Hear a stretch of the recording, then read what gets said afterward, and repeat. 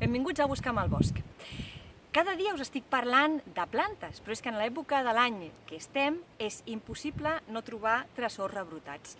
Avui us parlo d'una planta medicinal, aromàtica i també comestible, la Melissa officinalis, la tarongina, el toronjil en castellà. Amb el teu permís, planta, si podeu apreciar, són unes fulles grossetes, una mica lobulades i glabres per darrere, és a dir, no tenen pèls. És una planta molt aromàtica, té una olor com de citronela, d'insecticida, i és el principal ingredient de l'aigua del Carme, d'aquell licor medicinal que empraven les nostres àvies. Doncs bé, la tarongina té un component medicinal important perquè ens ajuda en els trastorns nerviosos i també en els trastorns de la son. Es pren en infusió, no? Qui no ha demanat mai una de melissa, no?